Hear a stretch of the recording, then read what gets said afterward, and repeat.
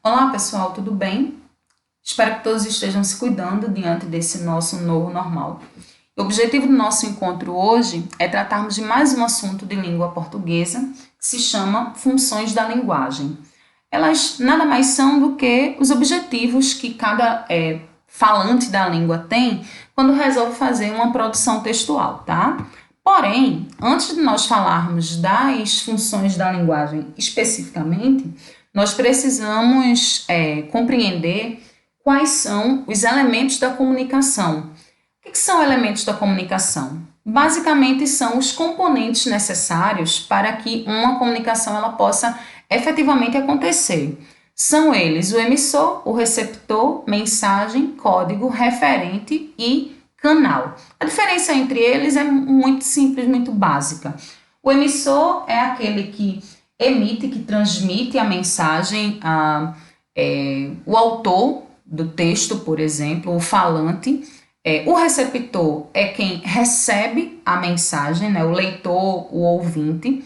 A mensagem é o próprio conteúdo que vai ser perpassado ali naquela comunicação entre emissor e receptor, que nós vamos chamar de interlocutores. O código diz respeito a conjunto de elementos comuns ao emissor e ao receptor na mensagem. Esse código é um sistema organizado que proporciona a comunicação. Normalmente, no que diz respeito à língua portuguesa, o código vai ser a própria língua portuguesa, tá? Ou um outro idioma que vocês estejam estudando. O referente é nada mais do que o assunto ou a situação que envolve os interlocutores naquele processo de comunicação. E, por fim, o canal é o meio físico para transmitir a mensagem, é o suporte material que conduz essa mensagem, por exemplo, slides, livros, jornais, etc. E aí, explicado essa questão do que são os elementos da comunicação, nós poderemos tratar finalmente das funções da linguagem. Basicamente, nós temos 6 funções da linguagem e nós vamos estudar de maneira sucinta cada uma delas, tá? Bom, a primeira função sobre a qual nós vamos tratar é o que nós chamamos de função emotiva ou expressiva.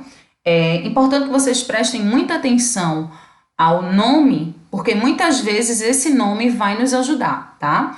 Então, função emotiva ou expressiva, emotiva lembra emoção, expressiva lembra expressão. Então, essa função da linguagem, ela é centrada no emissor. Ela vai falar, eu vou usar essa função da linguagem para falar sobre o que eu estou pensando, sobre o que eu estou sentindo, para me expressar. Então, um texto que é predominantemente construído com a função da linguagem emotiva ou expressiva, ele é um texto que vai estar rico de expressões em primeira pessoa. Eu, nós, meu, minha e assim por diante, tá? Então, a gente tem um exemplo aqui que é uma carta, né, uma cartinha de amor, onde a gente tem escrevi eu. Eu não vou ler os textos todos, mas vocês podem fazer essa leitura, tá? Com mais calma. Quando vocês forem ler, observem que a gente tem um uso bem grande de expressões em primeira pessoa. Vamos ler o primeiro parágrafo. Escrevi esta cartinha, escrevi eu escrevi, a primeira pessoa está subentendida aí. Esta cartinha para você ficar sabendo o tanto que nosso namoro está me fazendo bem. Nosso, meu e seu, então a primeira pessoa está inclusa aí, está me fazendo bem a mim. De novo, primeira pessoa. Como você pode perceber, o início de nosso romance aconteceu exatamente numa hora em que eu estava atravessando um momento infeliz da vida. E aí vai se continuar, mas sempre nessa questão de expressar o que você pensa, o que você acha. Então a gente vai ter autobiografias com uso muito grande de função emotiva ou expressiva, cartas, bilhetes, etc. Tá? A segunda função da linguagem que nós temos é o que a gente chama de função referencial ou função denotativa. Essa função, a gente chegou a ver antes da suspensão das aulas o que era a linguagem denotativa. Linguagem denotativa é fundamental para a gente entender o que é a função referencial. Ela diz respeito ao referente, ao assunto que será tratado ali naquela comunicação. E basicamente, a função referencial ou denotativa, ela trata de uma comunicação em que o texto usa predominantemente a linguagem denotativa. Para quem não lembra, a linguagem denotativa começa com D de dicionário, né? A linguagem denotativa é aquela cujas palavras são utilizadas com o sentido que nós encontramos no dicionário, no seu sentido literal. Então, normalmente, fará parte, serão textos que terão a utilização aí da função referencial ou denotativa, textos de jornais, por exemplo, notícias, reportagens, que precisam utilizar a função referencial ou denotativa, precisam ter uma linguagem clara, uma linguagem objetiva. Por exemplo, a gente tem um trechinho de uma notícia aí. Interessados em obter a carteira de motorista devem se inscrever até o dia 25 de fevereiro. Então, essa notícia ela vai tratar de uma informação muito pontual e aí não cabe ficar falando em primeira pessoa, não cabe ficar usando uma linguagem poética, porque precisa ser uma comunicação objetiva, precisa, rápida, e aí a gente tem a predominância da função referencial ou denotativa. Em seguida, nós temos a função apelativa ou conativa. É bom que vocês entendam que daqui a pouco a gente vai falar sobre conotativa. E aí são nomes diferentes, tá? Conativa e conotativa, são coisas completamente diferentes. A função apelativa ou conativa é aquela função cujo objetivo é convencer o receptor. Ela está centrada no receptor. Eu quero convencê-lo a mudar de atitude, comprar alguma coisa, mudar algum comportamento. Então, por exemplo, as propagandas, elas são recheadas de função apelativa ou conativa, porque o objetivo de uma propaganda é convencer o consumidor a comprar aquele determinado produto que está sendo propagado ali. Então, vamos ver um exemplo. A gente tem aqui, ó, saco é um saco. Quantas sacolas plásticas você já usou esse ano? Perdeu as contas? A natureza continua contando. Encare o desafio por um planeta mais limpo. 15 de outubro, Dia Nacional do Consumo Consciente. Um dia sem sacolas plásticas. Nesse dia, recuse as sacolinhas, utilize sacolas retornáveis, caixas de papelão, carrinhos de feira. Se vocês observarem, a gente tem uma série de coisas bem interessantes nesse texto aí. Nós temos, em primeiro lugar, uma expressão de destaque, saco é um saco. Nós temos a repetição da palavra saco. O leitor mais atento, ele vai perceber que, embora a palavra se repita, isso é um jogo de linguagem em que a gente tem a mesma palavra com mais de um sentido. Em língua portuguesa, nós chamamos isso de polissemia. São os múltiplos sentidos, os vários sentidos que uma mesma palavra pode ter. Então, a gente percebe que o primeiro saco diz respeito à sacola plástica e o segundo saco é uma gíria, né? Um saco é chato, é desagradável. Então, sacola plástica é desagradável, é chata, é ruim. E aí, o objetivo, a função desse texto é apelar, é usar argumentos linguísticos ou não linguísticos para convencer o leitor a embarcar nesse desafio por um planeta mais limpo. Então, ele vai refletir, ó, quantas sacolas plásticas você já usou? Esse você é uma estratégia para atingir diretamente o leitor desse texto. Depois ele vai e diz, perdeu as contas? A natureza continua contando. Ou seja, você não se importa, mas a natureza que é vítima, que está sofrendo com isso, se importa. E aí depois a gente vai ter uma série de elementos que vão começar com verbos no imperativo. Para quem não lembra, verbos no imperativo são verbos que demandam ordem, que dão ordem, pedido, súplica. Aí ele coloca, encare o desafio, encare você, o desafio por um planeta mais limpo. Depois ele coloca aqui no final, ó, neste dia, recuse as sacolinhas, utilize sacolas retornáveis. Então, ele usa esses elementos linguísticos para convencer o receptor, né, para convencer o leitor a embarcar naquele desafio por um planeta mais limpo. Então, tudo que é texto que busca convencer o outro, né? Um pedido que um adolescente faz, suplicante a um pai, para que o pai deixe o filho sair para ir a um show, por exemplo. Você usa todos, por favor, eu nunca saio, eu estudo muito, eu só tiro nota boa, por favor, pelo amor de Deus, deixa eu ir. Então, isso aí é um elemento que utiliza função apelativa ou conativa, ok?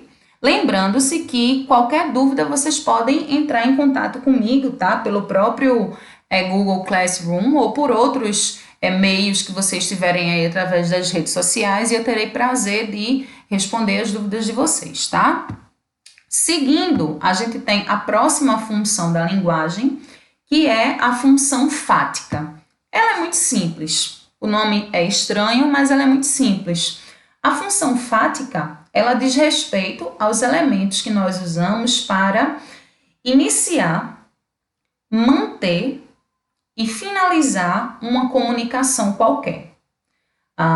No geral, faz parte da função fática tudo que a gente usa para saudar o outro, as saudações de maneira geral. Então, quando você entra num ambiente, você normalmente dá um bom dia, uma boa tarde, uma boa noite. Quando você sai do ambiente, você dá um até logo, até a próxima, bom final de semana, boas festas, dependendo do momento, do lugar, da situação em que você se encontre.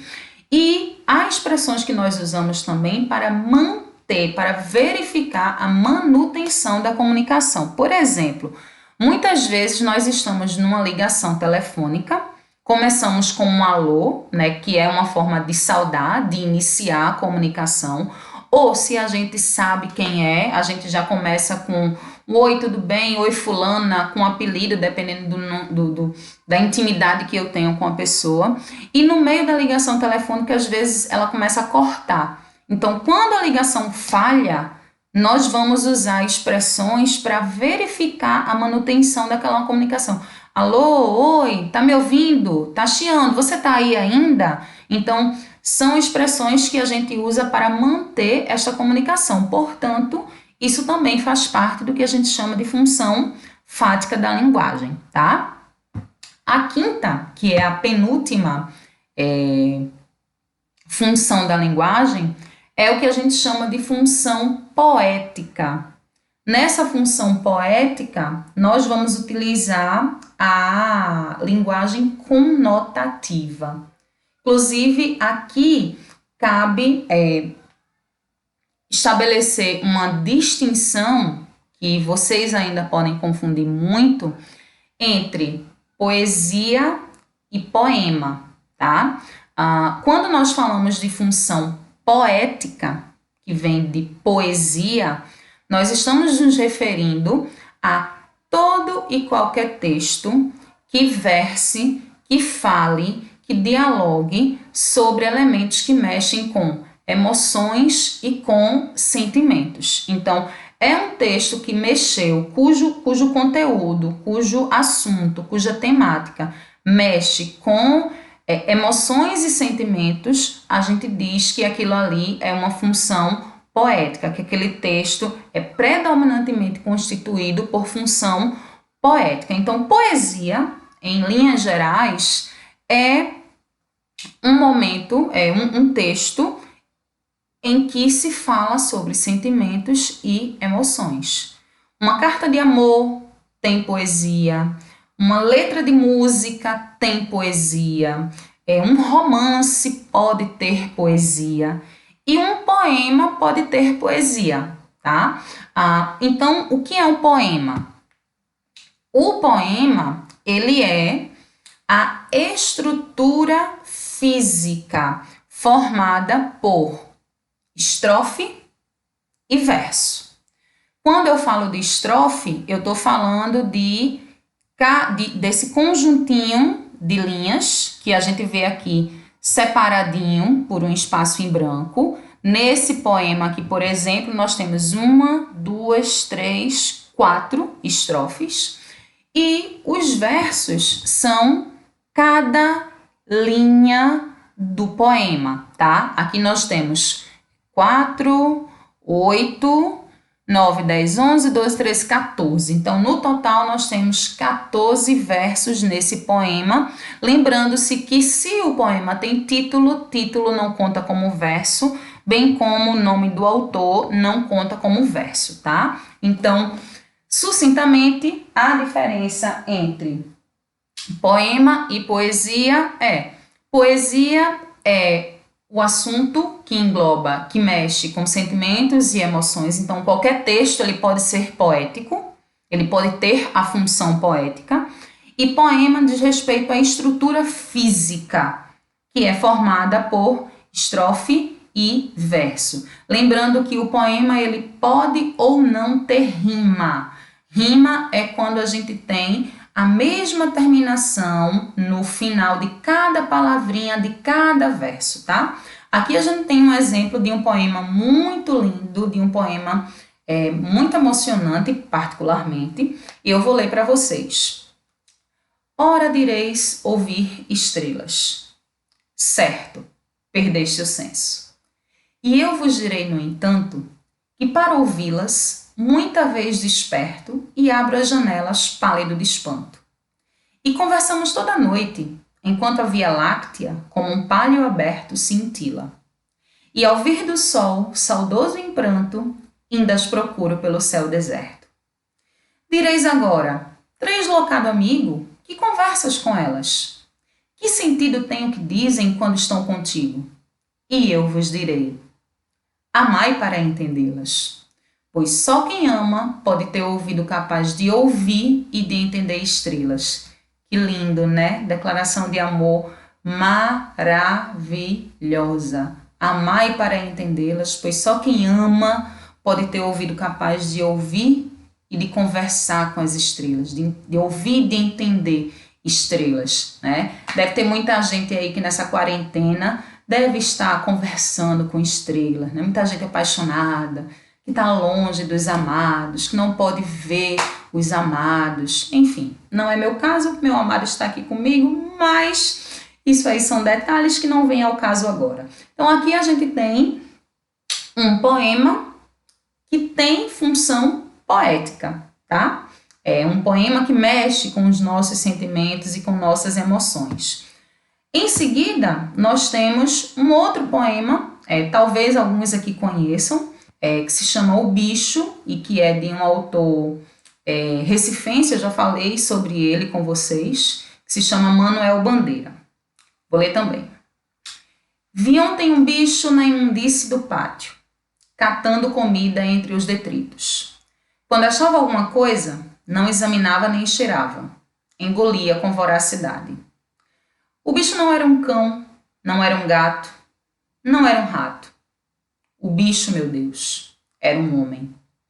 Então, observem o seguinte. Primeiro, é um poema. Nós temos uma estrofe, 2 estrofes, 3 estrofes e a quarta estrofe formada por um verso só.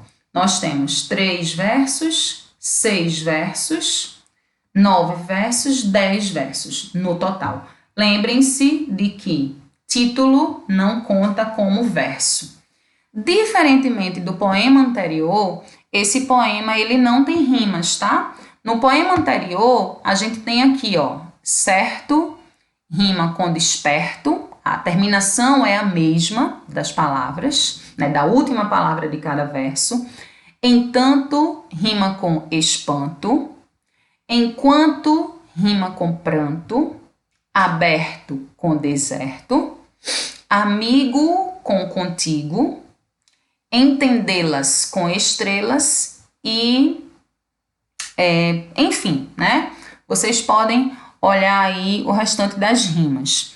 No poema seguinte, que nós já lemos, nós não temos rima, porém, não deixa de ser um poema porque nós temos a estrutura de estrofe e verso, ok? E ele é também um texto que pertence à função poética, uma vez que mexe com os nossos sentimentos. Para quem lê esse poema e o compreende, nós vemos que é um poema que está falando sobre a pobreza do homem que não tem o que comer e que se comporta como um bicho quando está diante de um lixo e vai procurar comida para matar sua fome. Né? Isso aí só não mexe com um ser humano que é insensível, mas de maneira geral mexe muito sim com nossos sentimentos, tá? Então, a função poética, ela diz respeito a um texto que tenha como objetivo mexer com sentimentos e emoções no receptor, tá? E por fim, gente, nós temos a última função da linguagem, que é o que nós chamamos de função metalinguística. A função metalinguística nada mais é do que aquele texto em que a gente tem o código falando sobre o código. De maneira geral, seria o seguinte: como nós, para a produção textual, normalmente usamos língua portuguesa, é um texto escrito em língua portuguesa, né? O código para a produção é língua portuguesa, e é um texto que está falando sobre língua portuguesa. Isso é um texto que tem função metalinguística. Então, por exemplo, os livros de português de vocês são livros cuja função da linguagem predominante é a função metalinguística. É um livro escrito em língua portuguesa falando sobre língua portuguesa. Nós temos os dicionários, né? O dicionário de português, ele é um dicionário escrito em língua portuguesa e ele fala sobre língua portuguesa. Mas existem outras situações em que a gente pode ter também a função metalinguística. Por exemplo, eu posso ter um poema, que a gente acabou de ver o que é, né? Aquele texto que tem estrofe e verso e que pode ter rima. Eu posso ter um poema falando sobre o ato poético, o ato de fazer poema. Isso seria um texto com função metalinguística. Eu posso ter uma propaganda falando sobre a importância de fazer propaganda. E isso seria um texto com o uso da função metalinguística. Vamos observar que a gente tem um outro poema que se chama Autopsicografia, é de um autor português, que se chama Fernando Pessoa. E aí eu vou ler com vocês somente a primeira estrofe, tá? Essa aí formada por 4 versos, vocês devem estar acompanhando aí. O poeta é um fingidor, finge tão completamente que chega a fingir que é dor, a dor que deveras sente. Nós temos aí um poema que está falando sobre o ato poético, sobre o ato de escrever. O poeta é um fingidor, né? Ou seja, é fingido, ele finge algo que ele não sente. Só que aí depois ele explica, finge tão completamente que finge que é dor, a dor que ele de fato sente. A gente pensa que não, que ele só está fazendo a função dele como poeta, mas aquela dor ela é real. Então a gente tem aí um poema, se vocês continuarem a ler, vocês vão perceber, que fala sobre o fazer poético. É um poema falando sobre fazer poema. Isso aí é função metalinguística, tá? Para encerrar nessa vibe ainda da função metalinguística, a gente tem aqui um outro exemplo, que é eu não vou dizer o que é, eu vou ler para vocês e no final a gente vai perceber. Se vocês observarem aqui, a gente tem a imagem, né? Dia da propaganda, uma imagem que lembra uma garrafa de cerveja, né, de uma marca específica. Um dos pinguinzinhos aqui já bebeu tanto que caiu. E aí a gente tem, no lugar do que seria o nome da marca, né, da cerveja, a gente tem dia da propaganda. Depois a gente tem garrafa estupidamente gelada, muita mulher gostosa, música de prima. Tá pensando que é comercial de cerveja, mané? Então, parece uma propaganda, né, sobre o dia da propaganda. Porém, quando a gente vai olhar os detalhes, a gente vê que se trata de um convite. A gente tem 4 de dezembro, relicário, a partir das 20 horas. Se for dirigir, não beba. Se beber, não dirija. E aí, o que a gente tem aí? A gente tem um convite para pessoas que trabalham com propaganda para uma festa cujo objetivo é comemorar o dia da propaganda. Então, eles utilizam uma propaganda, entre aspas, né, que depois a gente descobre que não é, para falar sobre o dia da propaganda. Eles usam os elementos que precisam ter em uma propaganda para construir uma espécie de pseudo, de falsa propaganda. Então, a gente teria aí os elementos da propaganda falando sobre propaganda, sobre dia da propaganda, sendo aí a ideia da função metalinguística. Ok, gente, espero que vocês tenham conseguido compreender. Em seguida, a gente terá uma lista de exercícios sobre essas 6 funções da linguagem e sobre os elementos da comunicação. E o ideal é que vocês pesquisem, né, leiam os textos com calma. Se quiserem recorrer a outros elementos, podem fazer isso, pesquisar na internet para tirar dúvidas que porventura tenham ficado. E se acharem necessário também entrar em contato comigo para tirar dúvida, não tem problema nenhum. Os alunos que estão fazendo isso são alunos que eu tenho atendido sem nenhum problema, sem nenhum estresse. Ok? Fiquem com Deus, beijo no coração e até a próxima.